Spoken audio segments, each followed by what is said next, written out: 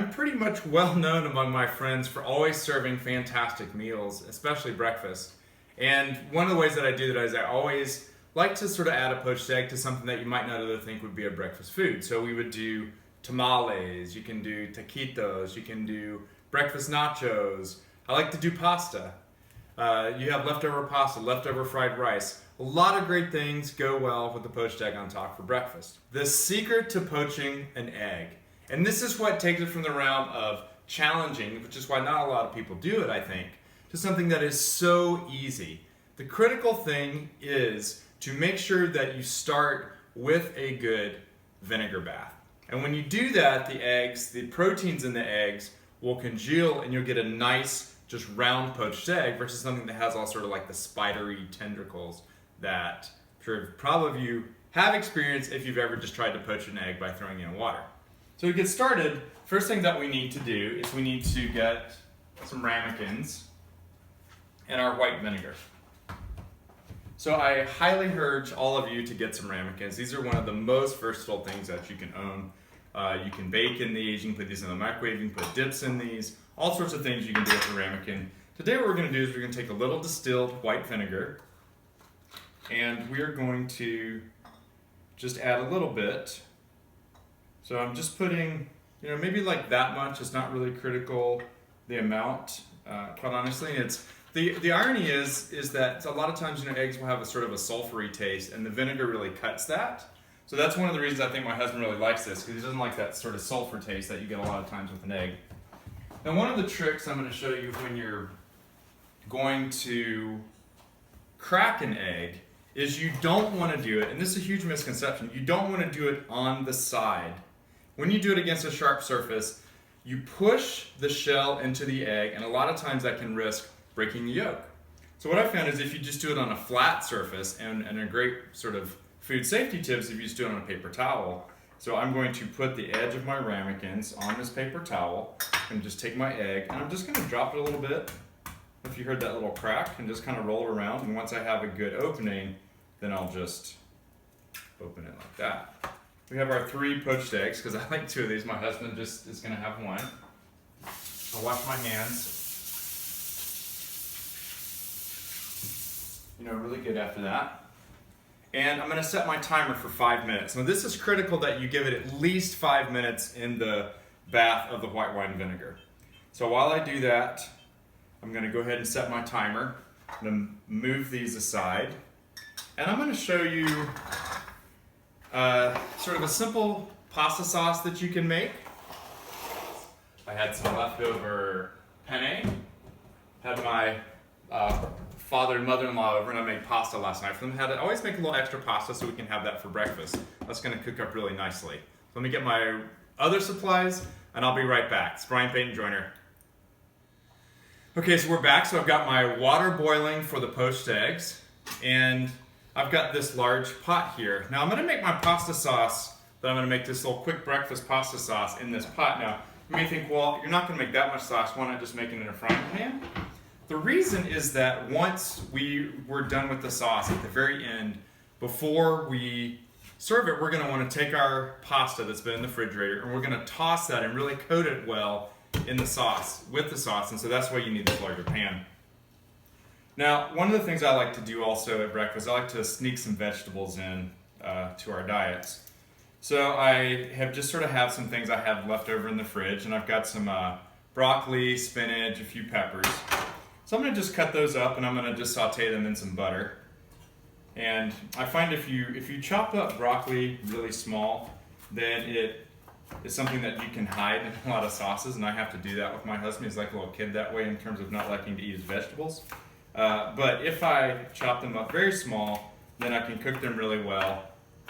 And he sort of doesn't realize that they're in there. It actually does give it a very nice flavor, so I'm going to do that with some broccoli. I've got some of these nice just mini sweet peppers, and I'm going to just chop these up. We've got that. I'm going to take the spinach, and one trick also with spinach, and a lot of times if you just throw a handful of spinach like this into a dish, you could end up with just kind of like a big globule, like a cooked spinach in your end product, and that's not something that we want. So So I have some turkey sausage, which is really great because it's got a lot of flavor. Really healthy though, much more so than regular sausage, although it does have the problem of having, you know, a lot of sodium. All right, so we're back. So I have my vegetables in here. They're nice and soft. Got even a nice little kind of browning on the bottom of this pan from that butter. Now, you can spend a lot of time making pasta sauce, but there's so many great options at the grocery store. This one I've never had. I'm gonna try it out today. It's a nice small jar, so kind of be good for like a breakfast-sized portion. And throw that in there. I'll give you a review on this sauce after it's kind of done. Just stir this in there. I'm gonna make sure that when you're heating up a sauce, you don't have your pan on too high because you don't want to burn that bottom part. You just want it to heat up kind of nice and gently. So it looks very good with all the vegetables. I tell you, it's really nice. I'm gonna get one of my tasting spoons out. I'm gonna try this. Let y'all know how this sauce is. I've never had it, so let's see. Wow, it's really got an earthiness, like a smoky quality to it. I don't even know what's in this sauce, but I really like it. I think it's very tasty. It's got tomato pulp, carrot, wine, olive oil, sugar, salt, onion, garlic, paprika, blackberry, rosemary. It's a very simple ingredient sauce. It tastes really luscious with these vegetables, so I'm very happy that kind of went with this particular sauce. Okay, so my pasta sauce is getting close to completion, and my eggs have been in the vinegar for 5 minutes. Quite honestly, it doesn't matter if you have them in there longer. It's not going to affect the taste. I've got my water boiling here. One of the critical things that you want to do, you want to have everything set up because your poached eggs are only going to take 2 minutes because you want that nice creaminess to them. So you're not going to want to have a lot of stuff going on and then throw your eggs in. So I just put my pasta in the sauce here. So I'm going to continue sort of to stir that a little bit. God, that looks beautiful, if you guys can see that. I've got my water pretty much at a nice boil. You don't want it to be too heavy of a boil because it can break up the yolk.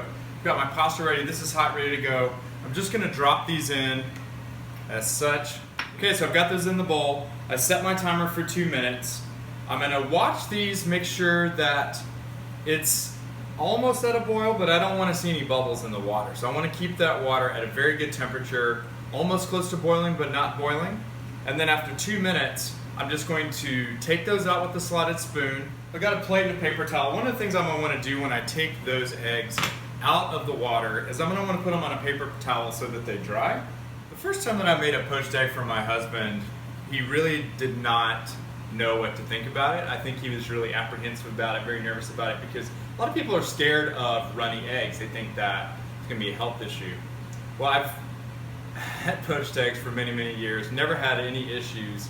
One thing you may have to worry about though, if you are not somewhere close to sea level, if you're like up in Denver, or when we were in Argentina, in Mendoza, which is about 5,000 feet up, I had asked for a poached egg, and I was trying to explain, my Spanish wasn't that great, trying to explain how to do a soft poach.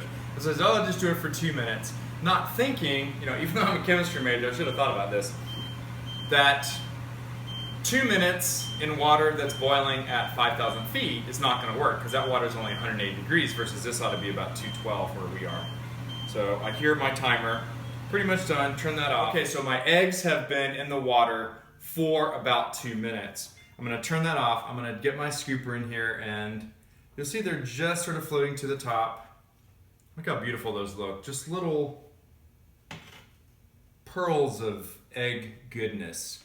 So you see now I have these very, very beautiful, just round little eggs. As always, remember white foods, you want to add a little bit of salt, things that are white. So I put just a little bit of salt directly in the egg.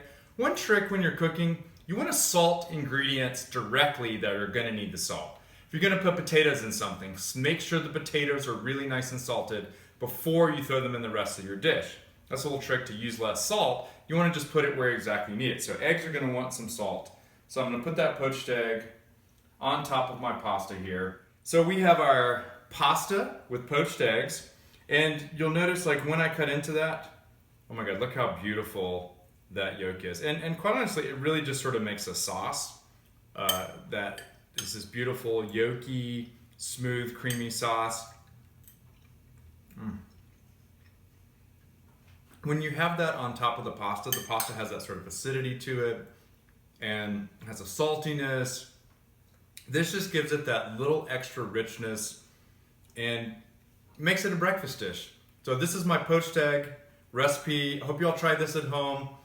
Try with anything you'd like and just let me know how it goes. Like I said, I've done this with tamales, taquitos, breakfast nachos, all sorts of different Italian food, Asian food. It's fantastic on top of your fried rice that you had left over from the night before. So this is Brian Payton Joyner. Hope you'll have a great week. Thanks for watching.